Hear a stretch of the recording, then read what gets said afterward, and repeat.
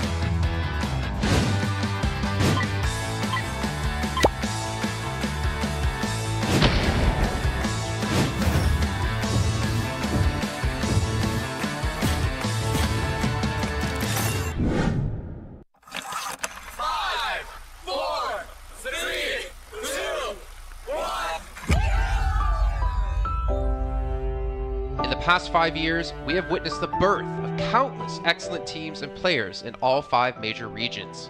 They are still remembered by us to this day. At the same time, we also remember our fans who loved us from the very beginning. On the occasion of this 5th anniversary, let's turn back the clock to the starting point of PUBG Mobile Esports, the Southeast Asia region, where all the stories began. As the first world-class event, PUBG Mobile Star Challenge gathered professional players from all over the world. With continuous development, the 2019 PUBG Mobile Club Open Global Finals is undoubtedly the most exciting event. 2019 Fall Split Global Finals, ladies and gentlemen, give yourself a round of applause! Among the countless rising stars, one shined particularly bright.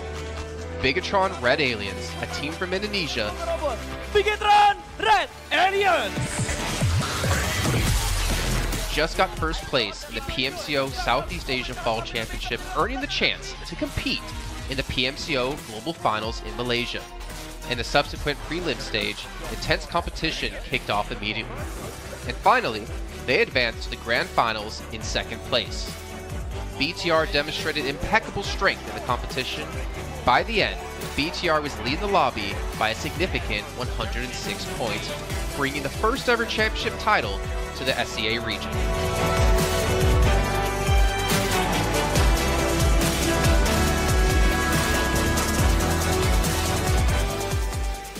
Di saat itu siapa yang nggak kenal dengan nama Bigatron gitu? Tim yang punya segudang prestasi, mereka juara dunia di PMCO Global Finals tahun 2019.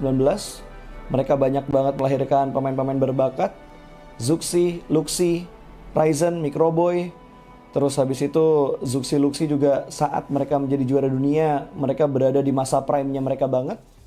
PUBG Mobile Esports always strives to develop and grow year after year. That's why we made sure to continue the support and build the SEA region.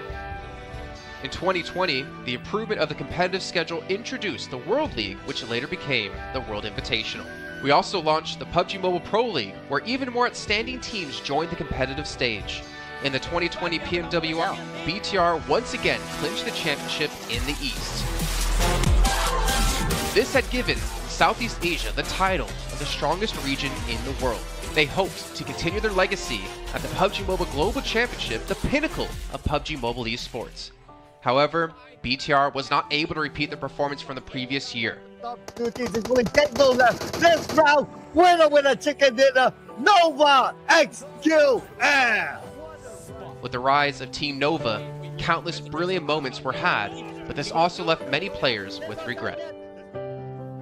After BTR Red Alien won at the Global Championship in Kuala Lumpur, we thought C region was the best. We thought nobody could beat C region except maybe RRQ Athena, maybe Illuminate the Murder, maybe Mega Conqueror, but C region was the best at the time. And we get to the league. We heard of a team called Nova. We thought maybe this team is not that good. On the contrary, they owned all the teams. They were very good. Let's move forward to the year 2021. With continuous efforts, more teams and players joined the Pro League. For example, Xavier, who placed third in the 2020 PMWI East League, also secured second place in the PMGC East League.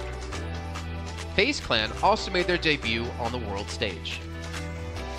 Có thể nói 2021 là năm thành công nhất của Dingo Xavier trên đấu trường quốc tế, khẳng định vị thế và tên tuổi của Việt Nam vô cùng mạnh mẽ. Còn với FaZe Clan, đây là năm đầu tiên họ đặt chân đến với giải đấu cao cấp nhất của PUBG Mobile, nhưng lại khiến tất cả những đối thủ khác đều phải dè chừng và e ngại. Undoubtedly, the year 2022 has brought the greatest changes to the SEA region. Vampire Esports emerged, dominating 2022 PMWI, winning both the main and after-party tournaments, while also setting records for most chicken dinners, most eliminations, and more. They were not only facing competitors from the SEA region, but from all over the world. Everyone was talking about VPE and wondering if they can maintain their performance at the Global Championship or if it was just a stroke of good luck. On the last day of the 2022 PMGC Grand Finals, VPE won 3 chicken dinners alone, moving from the bottom of the table to 6th place, achieving the best result for the SEA region. They pulled off another miracle, but sadly, it was not enough to win it all. In 2023, VPE continued their impressive performance. They once again won everything at the 2023 PMWI. 2023 PUBG Mobile World Invitational Champions, Vampire Esports!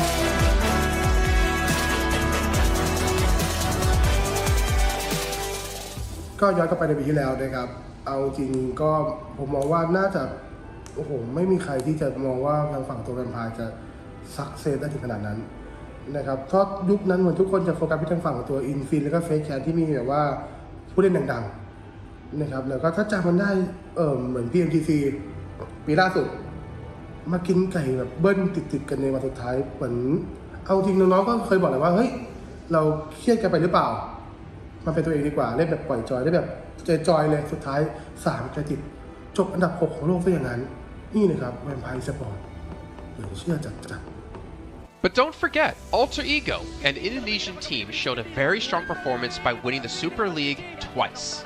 The SEA Super League was an upgrade to the previous championship, which by many is considered to be the most competitive league in PUBG Mobile. They could potentially become the next legend of the SEA region. Untuk dibilang legend, gue rasa belum sih untuk Alter Ego. Walaupun mereka sempat ngedapetin back-to-back champion untuk di PMSL 2023, itu menurut gue hanya sekedar untuk ngasih pembuktian gitu bahwa Indonesia tidak kehabisan pemain berbakat. Ya mungkin contohnya Rosemary gitu. Datangnya dia ke Alter Ego tuh bener-bener jadi ujung tombak untuk Alter Ego.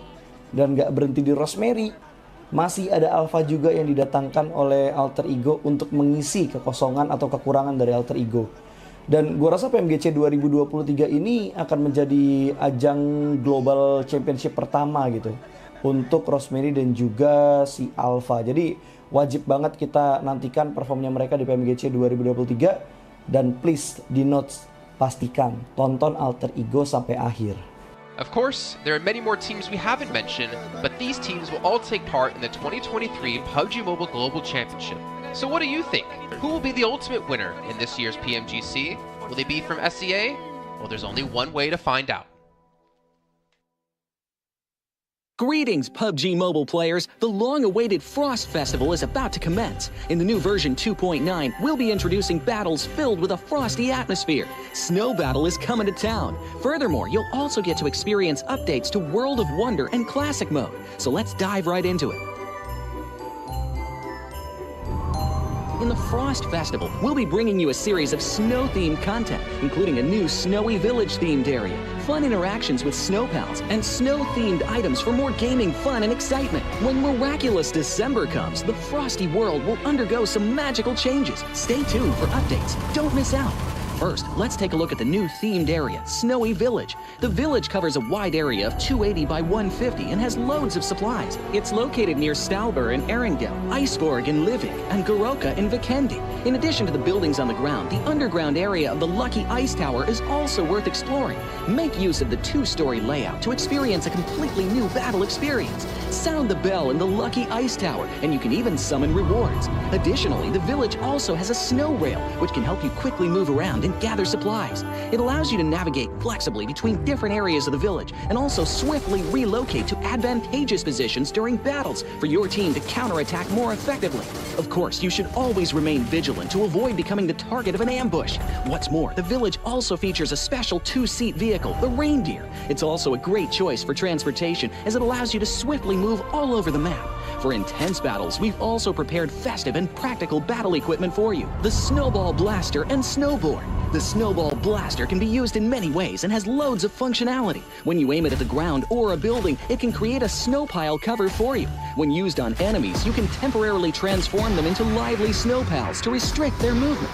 When facing bodies of water, you can use the Snowball Blaster to freeze the surface so that you can walk on it. It's definitely a practical yet entertaining weapon. After transforming into a lively snow pal, you will be unable to use firearms to do battle. You'll only be able to rely on basic actions such as walking, running, jumping, and swimming to evade enemy pursuit. It takes some time before you can revert to your human form. Let's build a snowman together. The snowboard will also bring you a whole new experience. Apart from helping you glide and move on various surfaces, it can also be used with the Snowball Blaster. Explore the many possibilities and use these two items to have all kinds of fun. We've also designed various interactive mechanics, such as searching for snow toddlers, lucky ice, and the snow blast zone. When you encounter a lucky snowman on the map, don't be in a rush to leave. There are 4 lost little snowmen hidden near the lucky snowman. Search for the 4 hidden snow toddlers and bring them back to the large snowman. You'll then receive a token of gratitude. There are lots of lucky ice scattered across the map. Shatter the ice to get the supplies inside. Try using a melee weapon to break the ice more easily. Furthermore, you'll find that snow has engulfed some red zones on the map, and the falling snow will bring about many interesting effects. Players within a snow blast zone will be transformed into a lively snow pal if they're hit by the snow. If the snow lands on the ground, a snow pile cover will be created.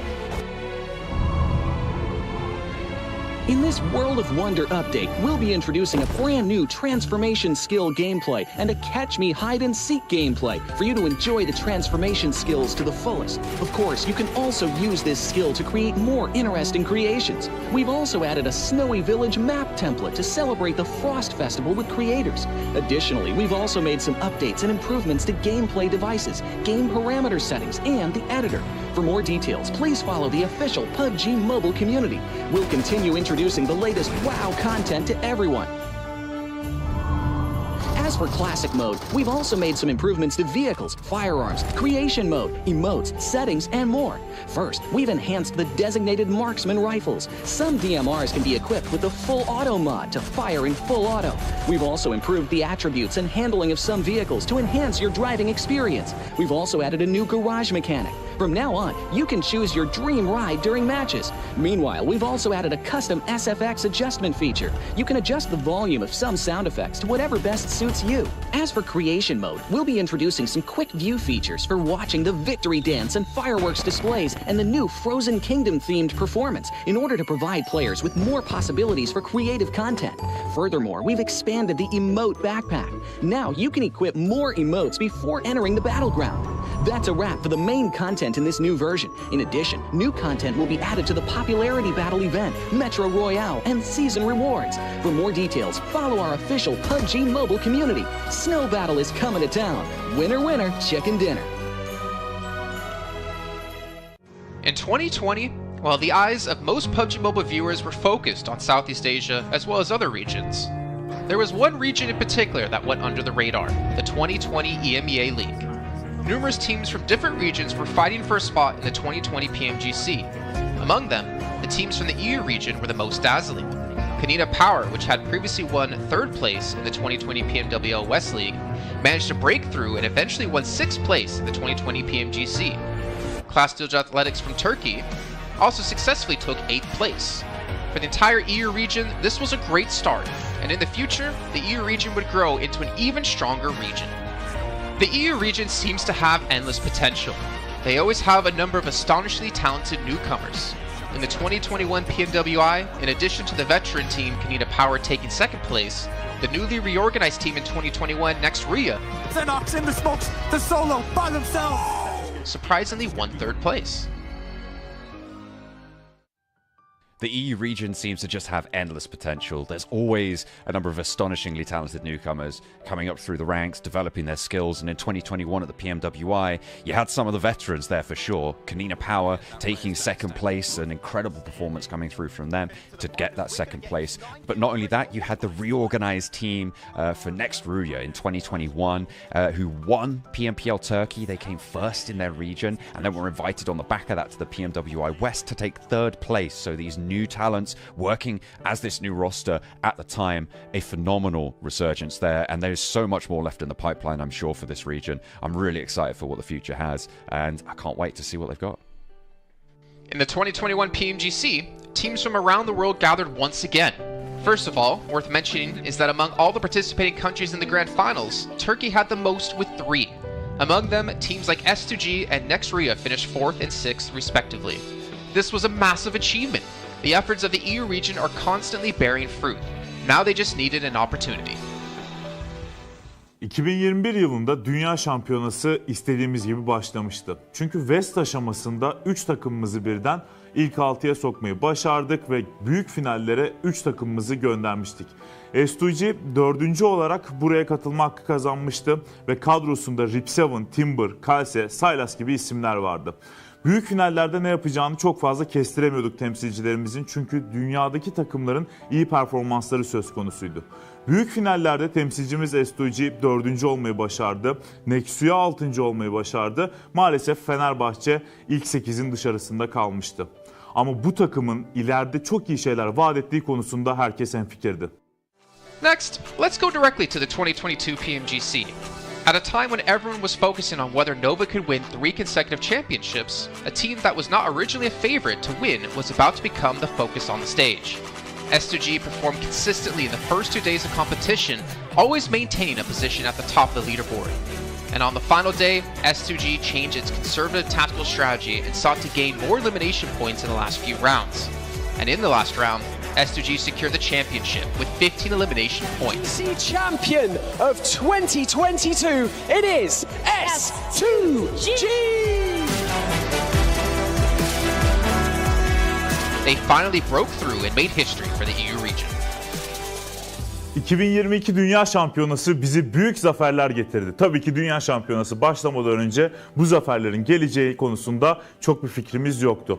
S2G kadrosunda bazı değişiklikler yapmıştı. Takıma yeni katılan oyuncular vardı. Özellikle Reis ile birlikte takımın form seviyesi gerçekten çok yüksekti. 2022 Dünya Şampiyonası finallerine 2 takım göndermeyi başarmıştık. Bir tanesi S2G, bir tanesi Fireflux. Maalesef 2 takımımızın kaderleri birazcık farklı oldu. İlk günden itibaren S2G sürekli olarak zirveyi kovalarken Fireflux için işler iyi gitmemişti. 3. gün geldiğinde S2G güzel maçlar geçirdi ve şampiyonluğu Türkiye'ye getirmeyi başardı. Bu Türkiye e-spor tarihindeki en unutulmaz başarıydı. This year, the EU region has continuously produced even more strong teams. First of all, G Gladiators won first place at the 2023 PUBG Mobile Pro League Spring Regional Championships and third place in the 2023 PMWI.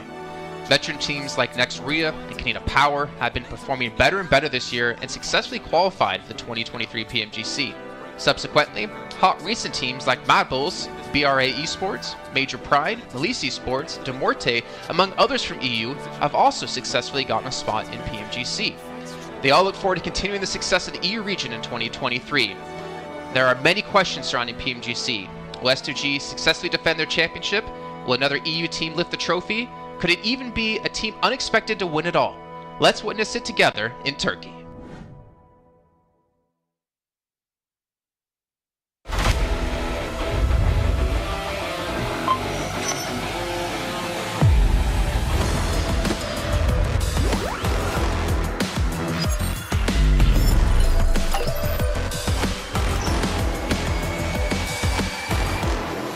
Investigator.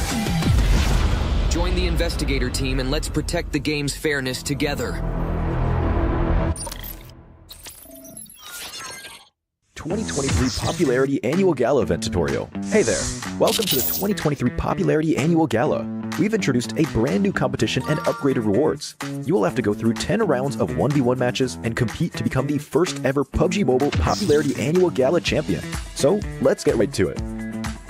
New competition, ladder competition.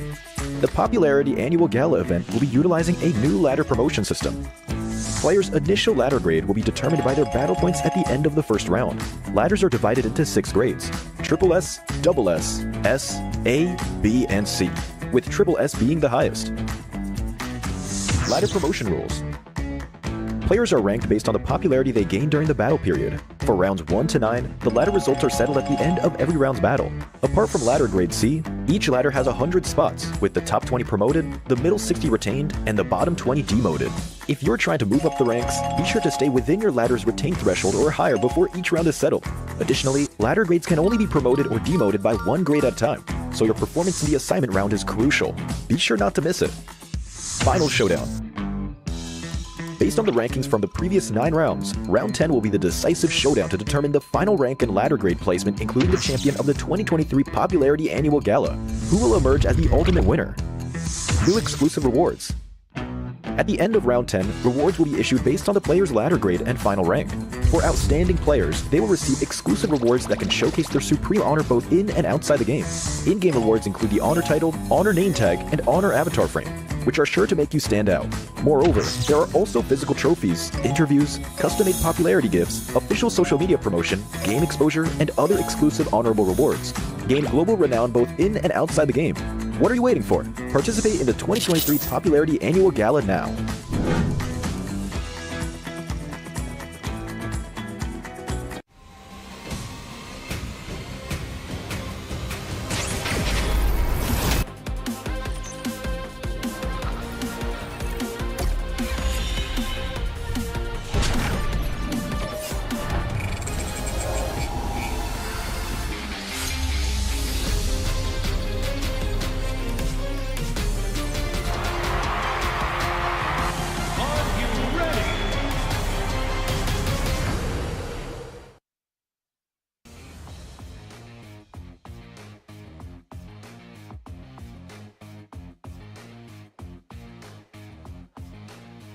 Welcome back to the PMGC 2023, and this is going to be the last chance stage here. And I'm live in Malaysia, Battle Arena PJ, with me none other than Potato coming out from Alter Ego. Now starting off our questions and brief interview for the day. Now, for Alter Ego, you guys were PMSL champions back-to-back for 2 seasons, but it feels like there's a lot of challenges for you in the PMGC League stage. What was the biggest difference if you compare during the PMSL and even the PMGC now? Oke, jadi buat Alter Ego sendiri, kalian itu back-to-back champion di PMSL dan sekarang kamu berada di survival stage PMGC. Jadi apakah perbedaan di antara PMSL dan PMGC itu sendiri? Oke, kalau perbedaannya menurut kita sih dari segi adaptif di tim-tim global ini ya, karena dari segi adaptif atau adaptasi mereka sangat-sangat kuat lah. Jadi mereka nggak ada patokan mau gameplay gimana, jadi mereka menyesuaikan dari segi gameplay. Okay, if you ask me the difference between PMSL and PMGC, most of the team at this PMGC, they know how to adapt with the situation. They don't have like one specific play style or they want to play passive or aggressive. No, they're not doing that. They just adapt with the situation and improvise from there. So I guess that's the biggest challenge for them as well then. And now, based on yesterday's matches, are there any adjustments? Since today is your last day playing as well, you have to wait for tomorrow. Will there be any adjustment for your team to make it for the next stage and get a better result? Oke, jadi buat hari ini adalah hari terakhir buat Alter Ego sendiri. Apakah menurut kamu sendiri ada sesuatu lah yang kamu ngerasa bisa nggak kamu lolos ke survival stage nanti? Gitu. Apa yang kamu harus lakuin buat kamu lolos ke survival stage? Apa yang harus kita lakuin sih pastinya lebih ke mematangkan kesalahan kemarin ya. Jadi kita belajar banyak dari kesalahan kemarin. Kita benar-benar adjust lah untuk hari ini karena hari ini kita terakhir bermain dan grup green besok masih grup red dan yellow masih bermain. Okay, so for me from Alter Ego, we want to do our best. We already touch up our mistake. We already learn from the past, and yes, of course, today group green and versus red. But then red is gonna play in tomorrow, so I think we're gonna perform really well, so that group red is not gonna qualify easily to the last chance. Now, I'm going to touch that for a bit more. Since you mentioned about your mistakes yesterday, and it's so hard to actually identify your mistake in a very short time, can you state out some of the mistakes that's quite major for your team? Ya, kamu ngomong-ngomong, kamu ada ngomong tentang permasalahan yang terjadi lah, mistake-mistake yang terjadi. Bisa nggak kamu cerita sedikit aja, apa salah satu contoh mistake-mistake yang terjadi di kemarin hari? Mistake yang kemarin terjadi sih kita belum expect sama keisengan Semnan ya. Jadi benar-benar dari semua map kita benar-benar dekat sama dia dan lumayan mengganggu gameplay kita lah. So the things that I don't expect is the playstyle from Sem9. So that's the mistake that we learned back then is because of our drop spot in every map is quite near with Sem9, and yeah, we don't expect these things gonna happen, and yes, they give us so much trouble. I mean, that's the unexpected to be happening on the global stage, definitely now. You mentioned about Sem9. Are they one of your greatest threat when it comes to this stage, or will there be somebody else so far? Kamu ngomong Sem9 nih, kamu mention Sem9. Apakah Sem9 itu salah satu tim yang kamu ngerasa PR terbesar kamu, ataupun ada tim-tim yang lain? Enggak sih. Karena emang kemarin iseng aja, kita nggak expect dia bakalan main se-iseng itu. Okay. So basically, it's not really Sem9 is our biggest threat, but then we just don't expect they're gonna play like that. Okay, we might have more surprises for today, by the way. With tight points among the teams, and you still have a great chance to make it to the last chance stage. What's your focus to improve your rankings since today is your last day? And what do you think is the most important outcome for today's games? Okay, jadi kalau kita lihat dari point system, poin kalian itu tidaklah terlalu jauh untuk kamu lolos ke ke last chance. Jadi, apakah fokus terbesar yang kamu mau fokusin hari ini supaya kamu bisa lolos ke last chance? Kita lebih ngemaksimalin tiap game sih. Jadi, kalau tiap game kita mendapatkan hasil yang bagus, poin juga bakalan ikutan bagus juga. Jadi, kita fokus game per game. Okay, so basically we're gonna focus on each game. We're gonna focus on our first game first. It's because of I believe if we focus on each game, the point will come afterward. So we're just gonna do our best in every single map, so that we're gonna maximize our point. I agree. It's one step at a time, one thing at a time as well. But we're done here on Stage Live. We're going to toss it back to the casters. Good luck, all the best for all the teams out there competing, especially when it comes to Green Group. Today will be the last day performing, and the next day they have to just wait it out. We're just going to toss it back to the casters. Casters, take it away.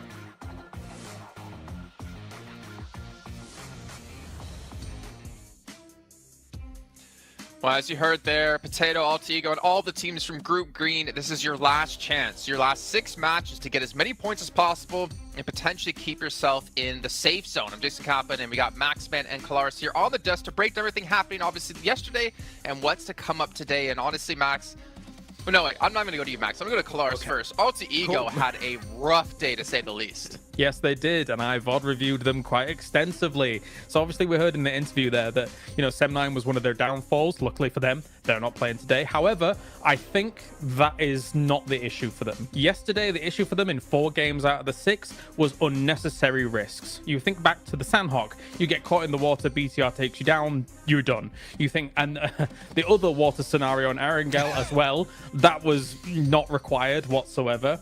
The first game on Erangel, where they're coming late to the circle, they're trying to go for a central spot. You're too late. Try and play edge instead. Again, another unnecessary risk.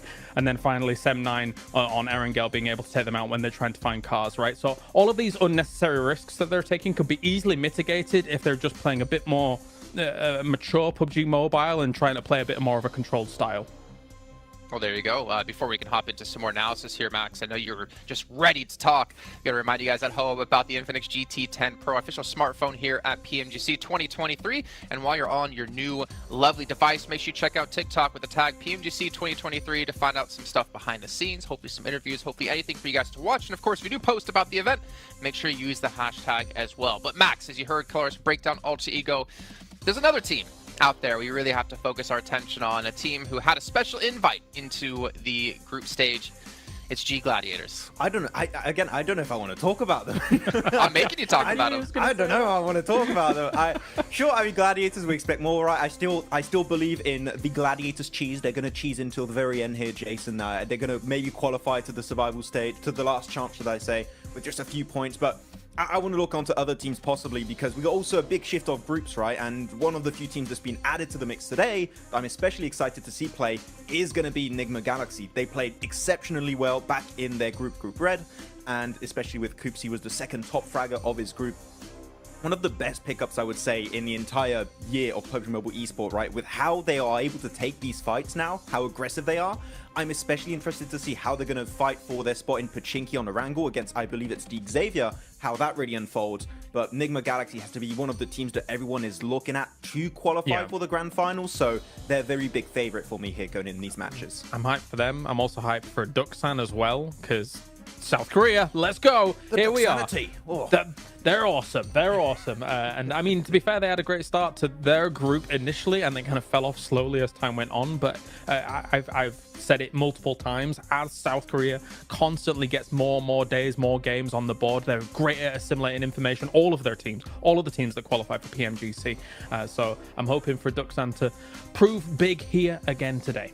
That was great analysis about Gladiators, by the way. I was going to say, well, that's great stuff to talk about, obviously, Nigma Galaxy and Duxan. But, Max, I really want to hammer home about Gladiators here. My attention actually are over towards potentially Inco Gaming, because obviously they've seen their brethren teams of Alpha 7, of Loops, of Influence Rage perform pretty well. I'm curious to see if they can rise up and be another Brazilian strong power team.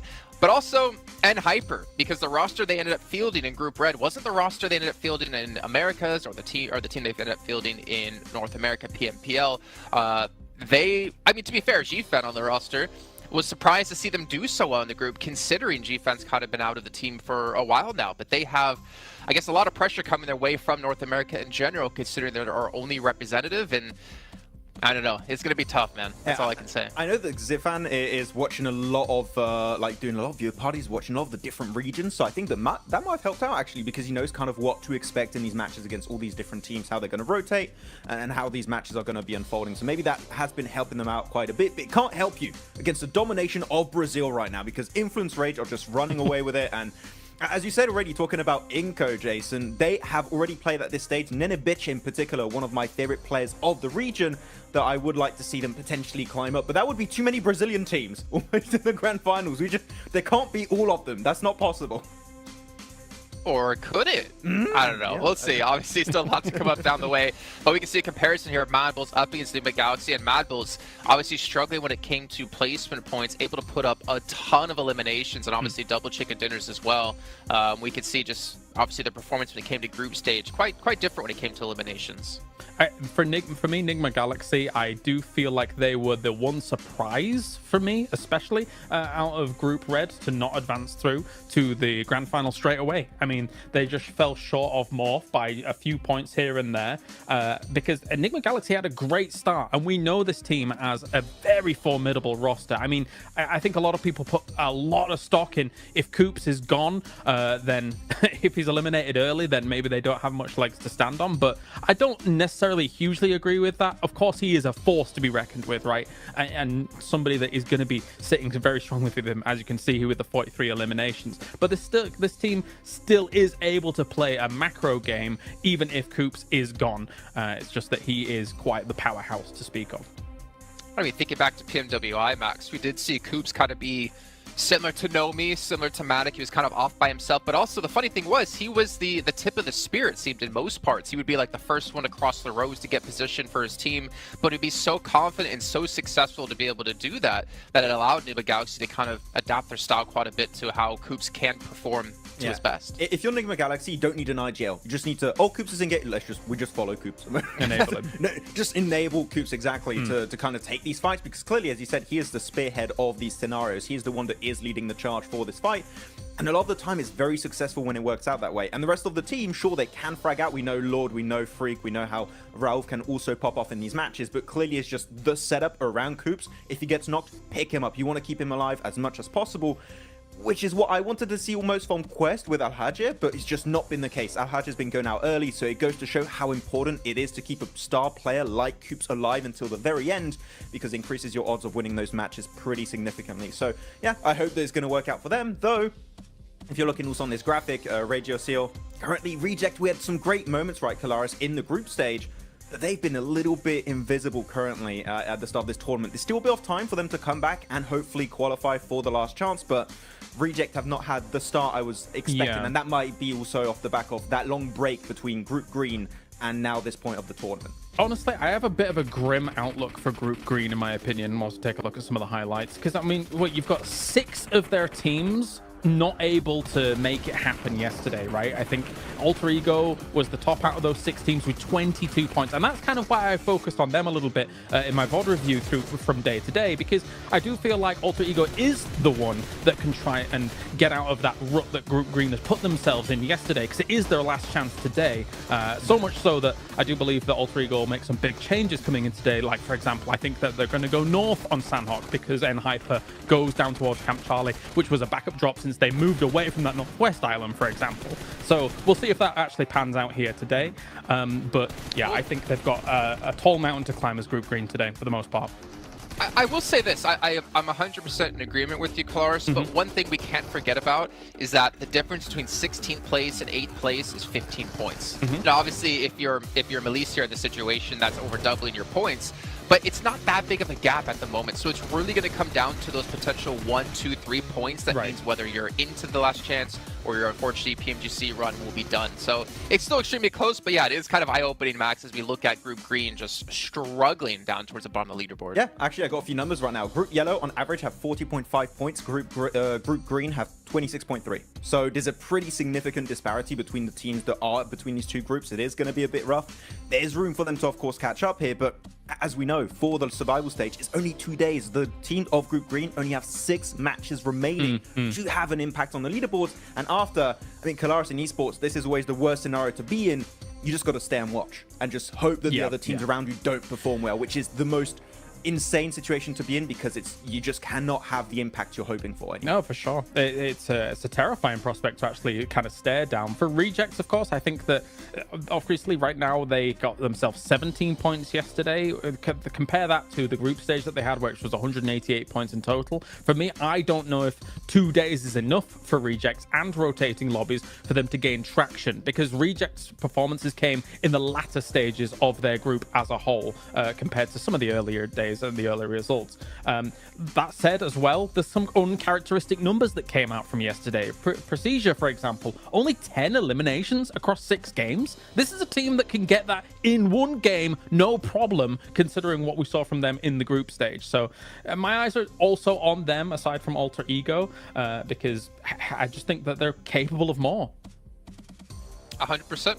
I completely agree, and unfortunately, just not seen out of them and the Twins. But you know what? Obviously, rotating groups. I think for me, as you kind of mentioned, right? Like we have rotating groups. It kind of doesn't favor some of the teams. But for me, PMGC is always about finding the best all-around team because there's so many different kind of mini tournaments within tournaments, right? You have your group stage where you play out the same teams over the course of 3-4 days. Then you have this event where you have rotating groups. You have to be adaptive. Then you get to the grand finals where it's going to be a sprint, or I guess the last stage coming up in just 2 days, where it's really a sprint, right? With just 2 days of play.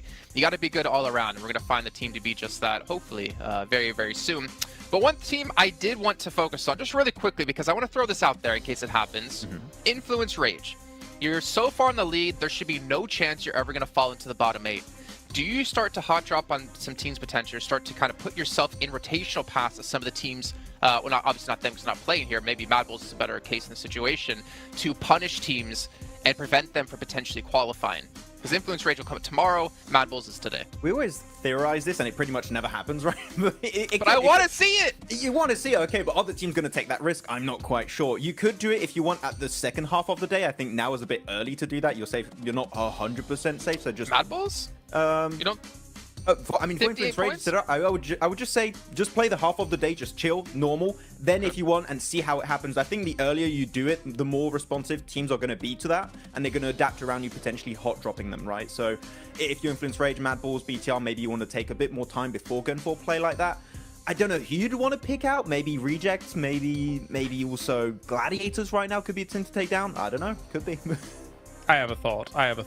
I do think Mad Bulls is relatively safe. I mean, considering that I think that the performance will continue here throughout the day. I think if you were going to target anybody based on these two groups alone, I wouldn't even mind looking towards Procedure for on Erangel. If you think about their potential rotational paths from something like Yasnaya going up against kind of Rozhok, sometimes those can potentially clash from time to time, and Erangel is the most, as we all do our little things. Please sir, I want to be next.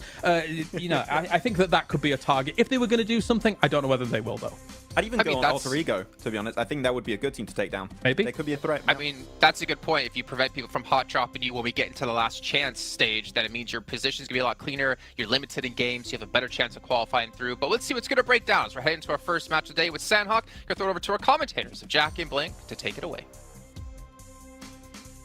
Thank you, Jason. Oh, it's exciting already because I kind of like the way you can see we're all there in anticipation. It was cool. I like the way you kind of had, you know, we're in school blank. We want to get our opinions. Oh, in. yeah. Because even me and you were speculating, we're theory crafting. It's sick, man. This week's going to be so damn good. Like, the quality of games yesterday was great. If that carries on, I'm living for it, like. Yeah, I mean, we were having a little chat behind the scenes there. I mean, to be honest with you, there's a lot to talk about here. You know, you have some of these groups here that are now playing their last day. It's Group Green. This is their final day today before we head in towards tomorrow. Everyone gets 2 days of play between both the survival stage and that last chance. And some of the players, some of the teams in Group Green are in real danger right now. It's a stressful experience.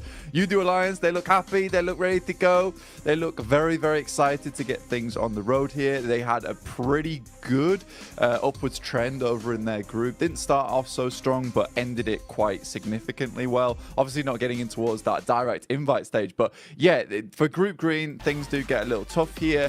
And you know, we were chatting about, like, you know, there's really only a couple of teams from Group Green that we actually thought were fairly decent towards the end of it, and it kind of felt like the group of death. But the more we look into it, the more we see there's actually some very, very good teams in some of these other groups that definitely deserve more praise. Absolutely. I think that's sort of the speculation that we had when we came to this agreement, you know, like looking back on it, in retrospect about the rose-tinted goggles or green-tinted goggles, really, the upper echelons of that group were absolute masterclass, right? Even Reject Tokyo couldn't be lumped in with that, with how well they were playing over that week. But since coming into this, well, hang on a minute, hold that thought. It seems like hot drops are happening, Blank. What's going on here? Straight into the action. Is that Mad Bulls under pressure already? It is Inco versus Mad Bulls here. And we saw this versus Mad Bulls in the very first day of their group versus Falcons. They lost their hot drop, but they're used to it now. They're expecting something to go off. They've already found one knock off the bat here. Let's see if they can find any more, Jackie. How far can they go with this then? Fleek getting the reload off instantly, trying to assess the situation. Now, Mad Bulls always feel like they were hit with pressure on Sanhok. Even back in regulation of Group Green, they were being tested for control. Inco are the ones that are starting to show up here, though. Early damage done. Fleek down by the DBS. Another knock coming in, Blank. Bit of a trade, but now we're seeing them both be severed. Lots of damage across either squad now. It was one apiece, but Inco were able to get that res off there. Vitali will finish off Fleek in the meantime. Zerich desperately trying to hold his own. Becker trying to head down the stairs. Nice little peek out coming through from Inco. Only one Mad Bull left remaining, but it's Tulika. He was having a fantastic day yesterday. Not about to let this game slip out of his hands, but he's only got one teammate left to bring up, but a huge amount of damage onto Squash.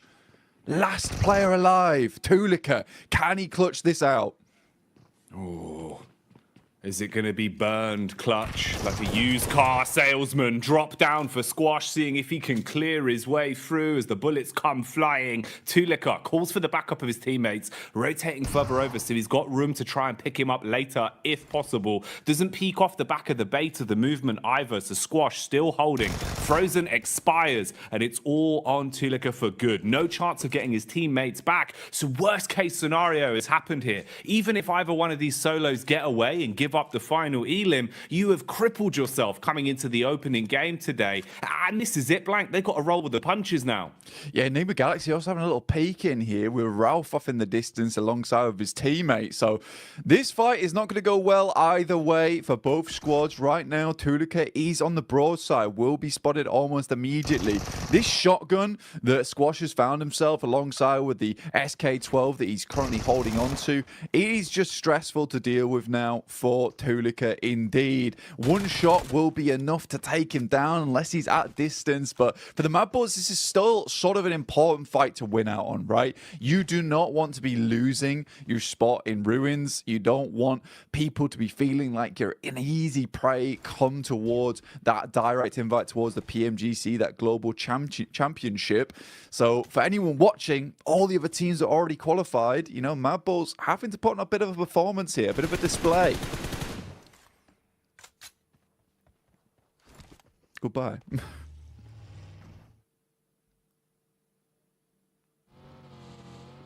And with that, Tulika will move onwards. Ralph takes out the final player there from Inco. Difficult stuff ahead now for Tulika himself. Be moving forward here, Jackie. Oh man, that is a rough way to start this off, Blank. You know, we're coming into it thinking that we have time to speculate, give a bit of a lay of the land, if you will, for our viewers at home. We got Jason's favourite, just what he ordered, you know, fresh from the oven there, the hot drop specialty. Mad Bulls just walking away with just the one man as well. The worst case scenario, really, Blank. And then a third party to steal that last elim. Ooh, wrap that up in a neat little package. If that isn't a little taster of the sort of shenanigans we're going to be seeing today, then I don't know what would be. You know, maybe like a beef stroganoff. Yeah, I mean, for some of these teams, some of these squads, right, it was kind of interesting because we were sort of speculating, is Mad Bulls going to want a hot drop? In the end, they have to, but it's Inco who does engage that. And I think for Inco, maybe not the greatest thing to happen. I mean, we were talking about how, you know, here on Sanhok, you do want to try and get as many points as possible, squeeze out as much as possible from this map, because you're only going to see one of it anyway. You don't want to go heavy on these games. Tixie all by his lonesome here. No one else to help him. He's got a DBS versus the three-man squad here of Quest. Easy, straight around the corner. Easy two-pump, double barrel action. Straight into the face of Kitsune as well. Causes him to go bounding around like a very aggressive bunny rabbit. And he's put the foot down, Blank. At least hits onto a one. The sprint out as well. Basically just offering themselves up as sacrifice there. Those are some freebies for Gladiators. You get the response in as well for the situation. Get everyone back on their feet. You're going to be happy with that. Yeah, you're going to be really, really pleased with the fact that Tixie's able to hold hold his own on this compound. It is typically where Tixie does play as well, over towards this eastern side, able for the rest of the team to get over towards him as well. And I think that is nice. That's a nice regroup coming through from Gladiators. A lot of times they've been fairly slow on that approach. If one player is all on his lonesome, backup doesn't come half as quick enough a lot of times. So for Tixie, he is thanking his teammates, clapping them on the back there. That is a very, very pleasing result for Gladiators. Not so much for Quest, currently on 13 points. It's not really looking too good for this team, even after the absolute mad plays we saw from Al Haji yesterday. I don't know how much further Quest is going to be able to get into this tournament, but I think next year is going to be a really good year for Al Haji, no matter what team he's on. I think they've done well, at least in kind of winning the hearts of the fans a little bit as well, with the time we've seen from them on camera, the way they've come across in their interviews, and the resilience we saw, at least in regulation, back in Group Green, right? You know, for him to actually fight through and even still be in the tournament in a position where we can still be talking about them right now, Blank, at least for me, was impressive. It just felt like there was a little bit of room for him to get another step forward. It's a shame how some of the games have gone for Quest, especially yesterday. It was rough. It was raw. Misery back on screens here, though. Evos instantly aggressing, looking to try and build themselves a few points on this one. Misery got the early knock off with the UMP. Redface and Co now moving in to clear out the upper compound as well and flushing their way through anyone that dares to peek into them. Yeah, it's a nice little fight there from Pasija Evos versus N-Hyper, leaving them down to one player now. And I think for Pasija Evos, this is very well set up. Yesterday didn't look too great for Pasija Evos. I mean, they were doing extremely well over in our group stage, but kind of fell off just a little bit there towards our first day of play for Group Green. 21 points, though. It's not terrible. It's not ideal either, but it's good enough. Pasija Evos, it is just Misery now coming up against some of the players here from NASA. Xenox will open things up. And what more can he get done? Bullets down range early on. It's good high ground, good position to be in. They've got a great understanding of where exactly they could be potentially fought from. Bit of a move on the go here as well, as we see the rotation from Evos off the back of their cleanup.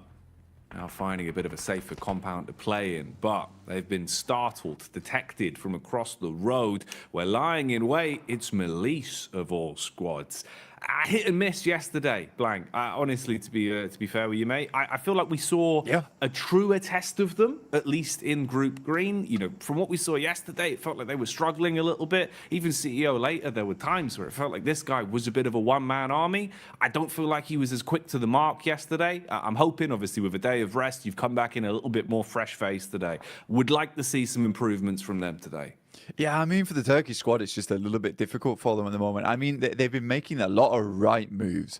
And I think for an Edge team that likes to kind of read into opponents' movements around the map and cut the legs out from underneath them, they did a good job of it in terms of theory, right? In theory, where they were playing, it was all fantastic. Then they were going down to these engagements. They weren't always able to win it out very cleanly with a four-man squad going onwards and just clearing from there. And they ended up just losing games very early on. And this kind of the risk with playing Edge a lot of times whilst you're holding out and guarding those Edge sides is that if you get into an engagement there, you lose it, right? There's not much chance of getting very much further into the game. For other teams that like to leapfrog from Edge and then send towards a kind of a middling position between the center of the circle and the outer side of it, you have much more chance to get further into the game and maybe pick yourself some pretty consistent placement points off the back of it. And we had a really good conversation as well yesterday, or even this morning, actually, bloody hell, mixing up my time zones. It's all going so quickly right now,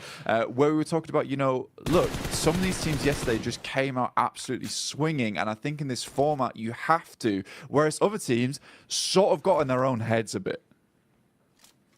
Yeah, that was one of the big focal points we were kind of sort of umming and ahhing over, about how you could see the difference of, let's say, a team like Influence Rage, who came out just playing their style, just absolutely giving it, right? Any opportunity they had to just swing on a fight, play confidently, going into an engagement, basically thinking, you know, we've already won this. They're just thinking about the points being in their pocket.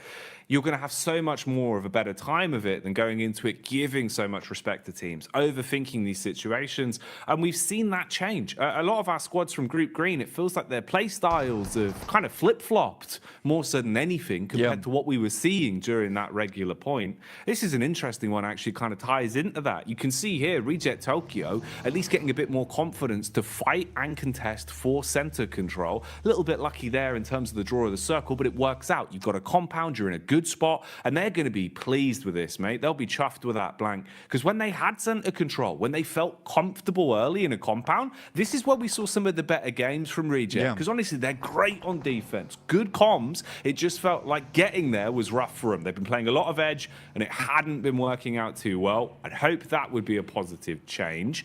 Bit of a fight potentially developing here as well. You've got the push up the hill. Focus is drawn from NASA towards the backside, but a few bullets whizzing on by. Room for a bit of a scrap here. Yeah, I think for Enigma Galaxy as well as Nisa, this is a case where potentially Enigma Galaxy will just think about just swinging wide of this, potentially trying to get in underneath towards Painan. I think Enigma Galaxy is a team that is very well known for some of their more smart rotations. A little bit of a scout there from Ralph. He's in very much danger now of taking a knock. Luckily, the vehicle is going at a strong 90 miles per hour. Alter Ego zooming in towards where Reject is playing. Already Octa gets taken down here. They try and take control of one edge, but Reject has penned them in, locks them into one location. Now the nades can start to come through. There's a lot of damage off the back there. In the meantime, Duxan does take down Ralph. We talked about him earlier being very, very low. Pins pulled on the nades for Alter Ego, looking to see if maybe there's a way they can defend themselves with these bad boys. Problem is they've already taken so much damage. Reject Tokyo setting themselves up. They're trying to reset in terms of the defense and readjust what positions they're playing from so they can support each other a little bit easier. There is nades in play as well. Reject Tokyo normally very good on lining up those double nades. That could be something to come back towards. For now, we'll see what's happening up on the hillside as well. There's been a bit of commotion here. Teams have been making their presence known, and that high ground control is going to be worth its weight in gold the longer this one goes on. So pressure being applied there. Rotation coming in as well. You've got Alliance on the move as they start to make their way over. Drop in the smoke so they've actually got some cover to work with. And you'd need it because Melissa are close by and they're eagle-eyed, Blank. They've got eyes like a hawk. Yeah, for Yudu, this is probably one of the toughest rotates currently happening on around the map, where they're sort of locked in between DX as well as Malise Esports, and DX has a fantastic control of his high ground. Something we saw a lot from them yesterday is identifying some very strong positions on the map, but also being really good at holding them down.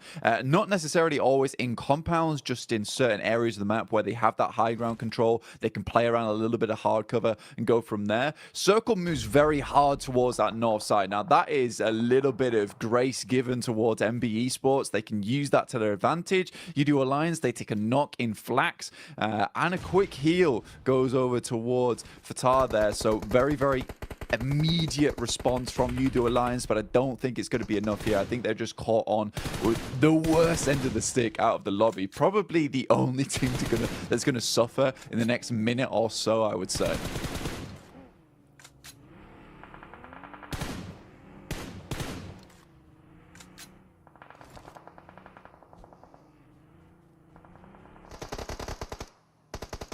Malise Esports on this side of the map. Now Kisyu does go down. Poser has a nade in hand. We'll send it over towards Nisa, but Malise Esports again just crumbling a lot during these days. Again, Nisa, 5 eliminations found so far. Really, really good stuff from them. I think this is interesting because it is a lot of these squads that we see a fair few times that just come into these games swinging. They tend to do well, and I would say that this is a very, very good and promising mark of the game going forward here, Jackie. I'd agree with you, man. It feels like, actually, we're getting into a bit of a groove now, a bit of a stride for some of our teams. A lot more aggression displayed early game as well here with the culmination of the two groups we have in today's lobby for survival stage.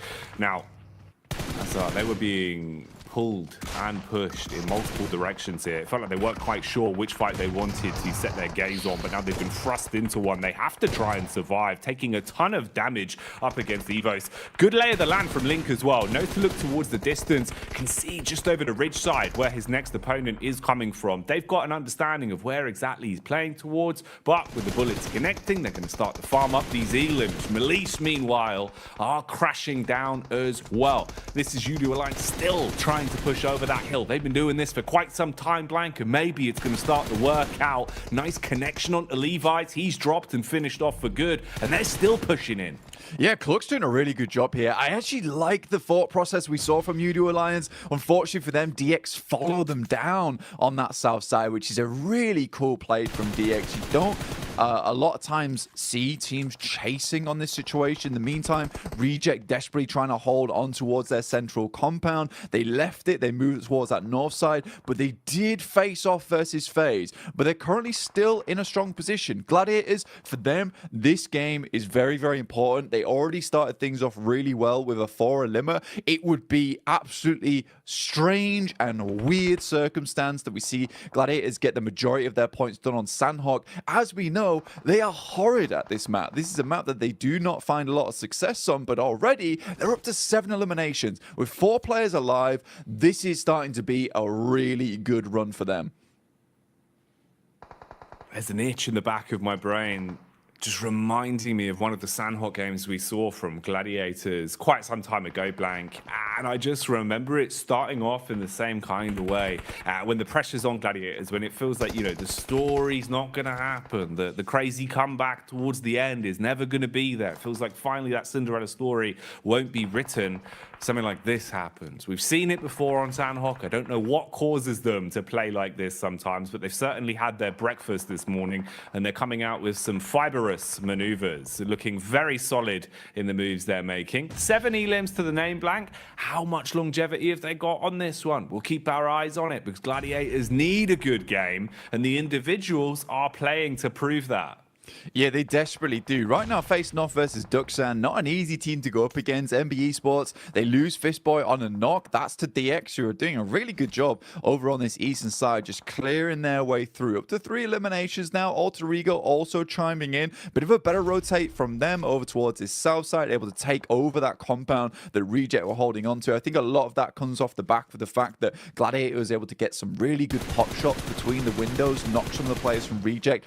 Very much slow them down, bog them down. More nades sailing in from Gladiators, taking out the remainder now of Duxan. FaZe spots out some of the players from Gladiators, will take some pot shots towards them, over towards that western side. Chow gives his life for the rest of the team, but it's just Paragin now. With Lamborghini down, he is able to get in, but this is more of a survival game for them. Great circle here for the Gladiators. The last minute men, as usual, very much feels like back towards my university days where the deadline's looming and then suddenly I'm in the library for 24 hours. That's how it always goes with Gladiators, man. I sympathize them with a lot, Blank. I'm the same. Unless the deadline's there, it's not getting done. And that's the way they play. And honestly, it's working wonders for them right now. Again, you know, with every time we're looking over to them, they're starting to build up more elims. And like you're saying, zone-wise as well, they're in a good position to make a play off this. The one awkward encounter in the dead center as well is Reject Tokyo, now basically being the Reject duo, with all of FaZe in full force around them as well. So not really what you want to be. A bit of flat sharing going on, and that's illegal. It's called subletting, Blank. FaZe are going to clap back onto DX as well, finding a way to peek through the windows. An assault onto Paragin. That's an unlucky knock. Yeah, I think right now, even though he's able to get Lamborghini up, it was kind of for nothing. This little high ground that Gladiators currently have control of was so fortuitous that they got the circle on this side.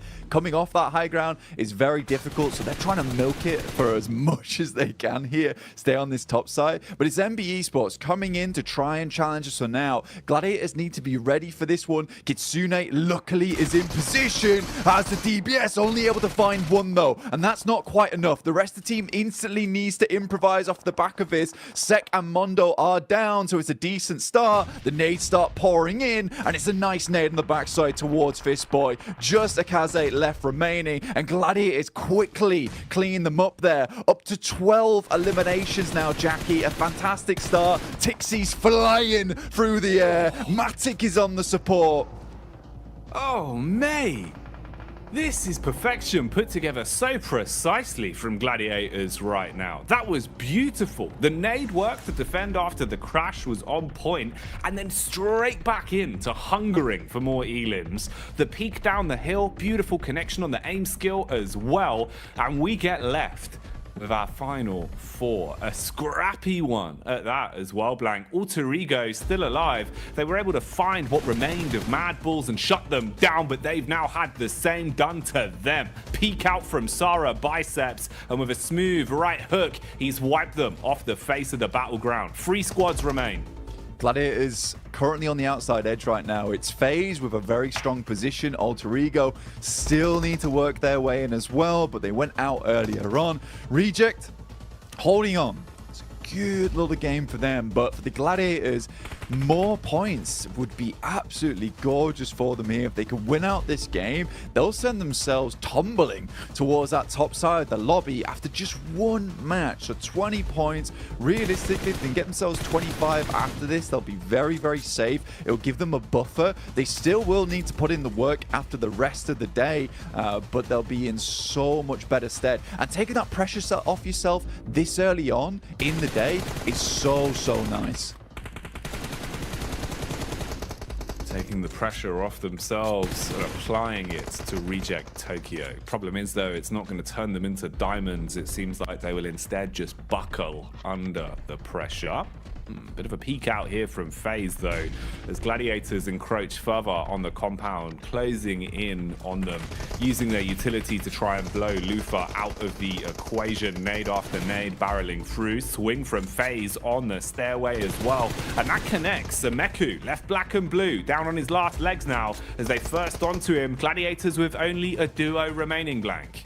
I think regardless of what happens there, I think Gladiators are fairly pleased with this result, right? Meku was always left behind to try and help the rest of the team get further up. Now it's Matic in a 1v3 scenario. It's going to be very difficult for him to pull this type of thing off. Goes for the pre-fire as the circle starts to push all these players in. Has an idea of where they're swinging. This rock is really nice to play around, but Onzen, he's on the prowl, and it will be found by the rest of the team. Mormon finishes off Matic. Regardless, FaZe picks himself a nice win from a very easy rotate on that north side, but for Gladiators, that could have been a lot more for them. Either way, I think it was around about 15 eliminations they finished that game with the 6 points on top of it. 21 points is just a very, very nice start for them. And you know what? Jason might have been right to bring them up at the start of the day.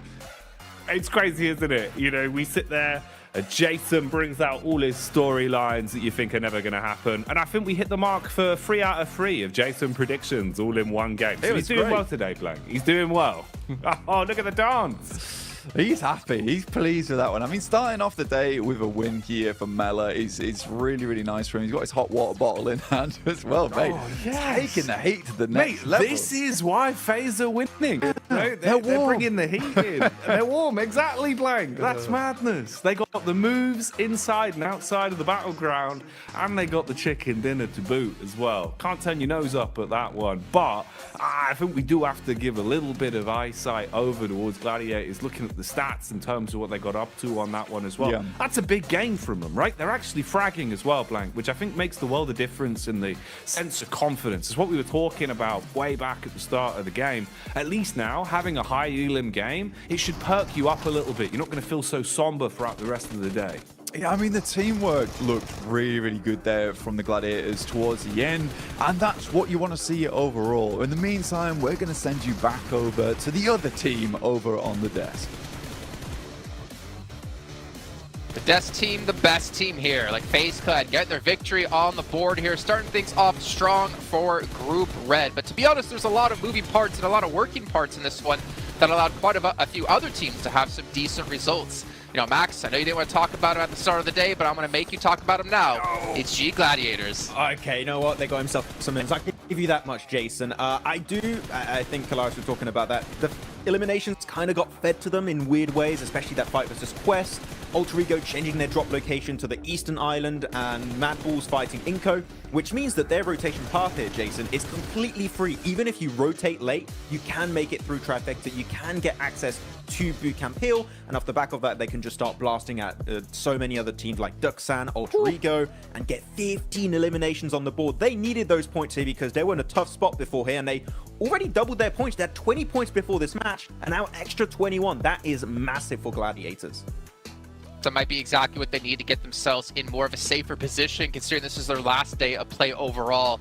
But another team we have to dive into here is Reject in particular, because the position they had, we were watching a little bit of a disagreement between you and Max in terms of what Reject decided to do as his own tried to center up on FaZe. So I think that they were trying to make the game-winning play, right? Like with some of their moves.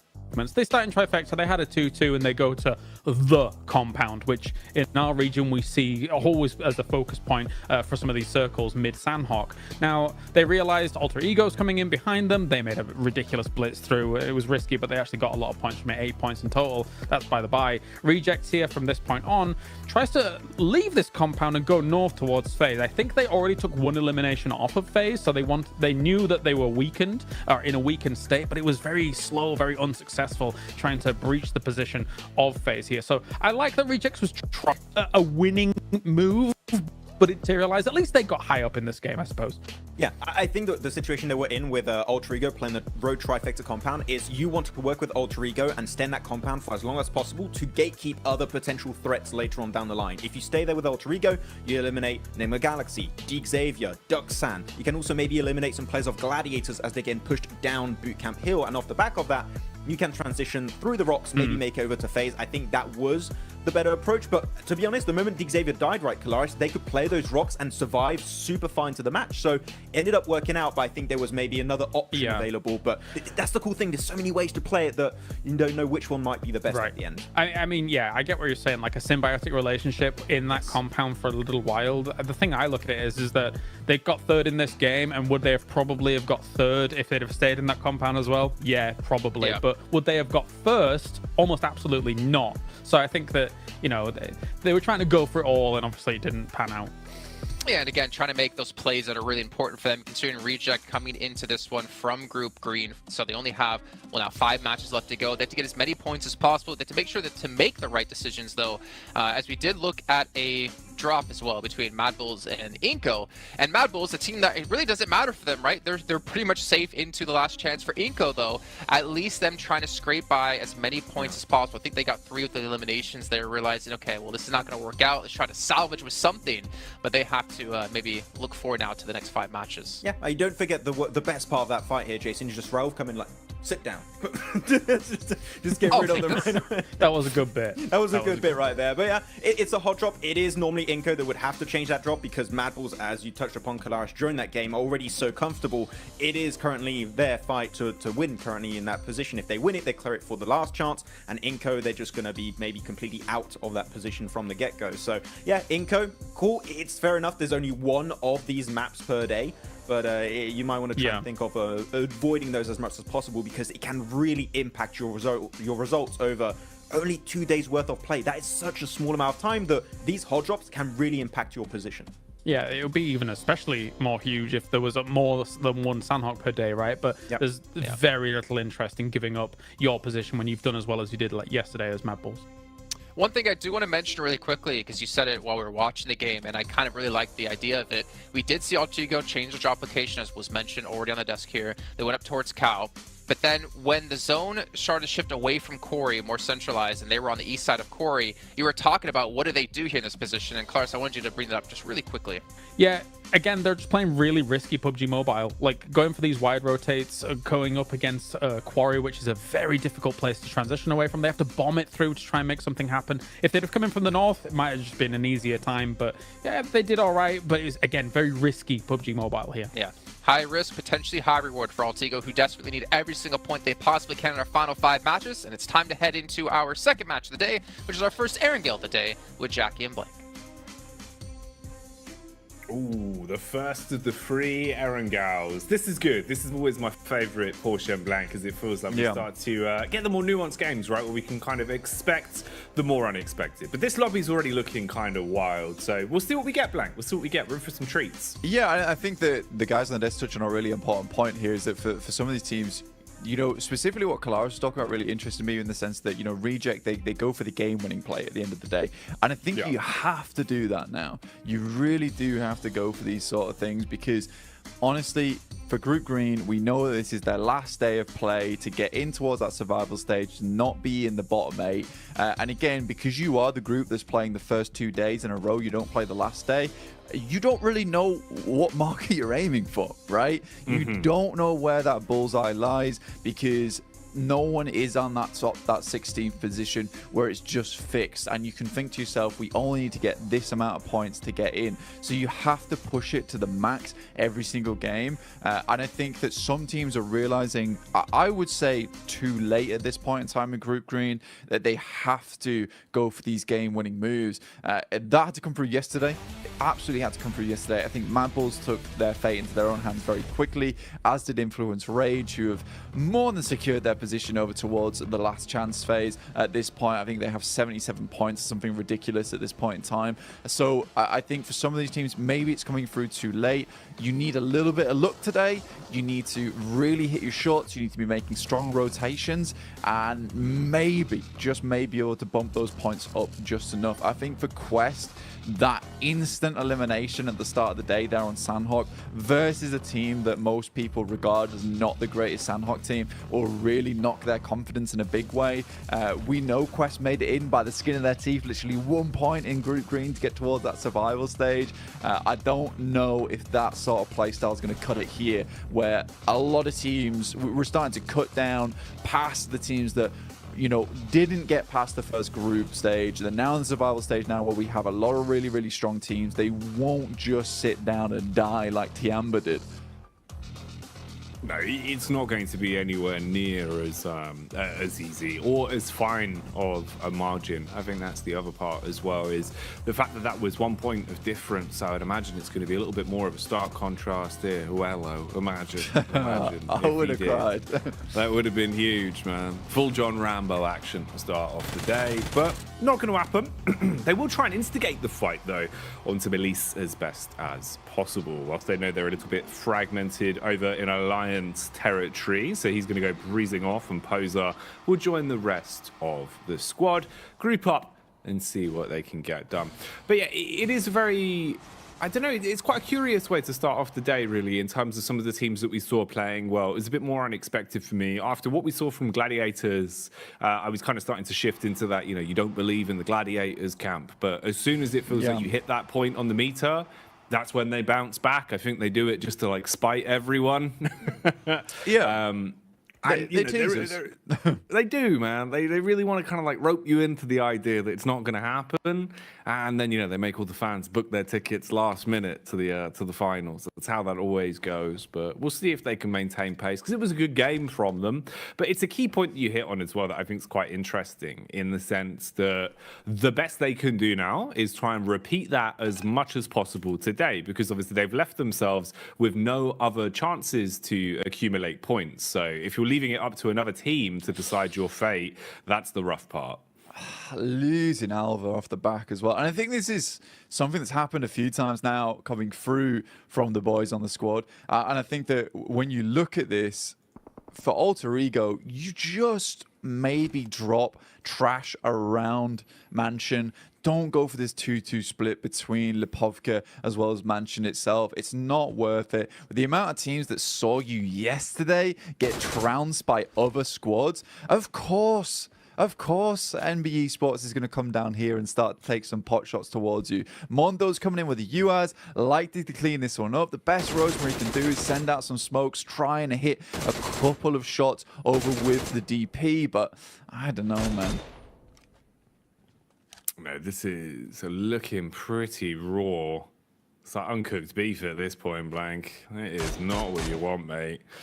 one by one, just getting finished off a little bit here for Alter Ego. They've had such a rough couple days in terms of their opening drops. And again, you know, it does really feel like everyone's sort of passed the word around that Alter Ego is the easier team to bully on these drops, Blank. It just keeps happening. Yeah. I mean, you make yourself an easy target and teams will want those points off from you. And you don't make those adjustments, it's not going to go well in future. Max, man, very astutely The Max pointed. update. Max update, little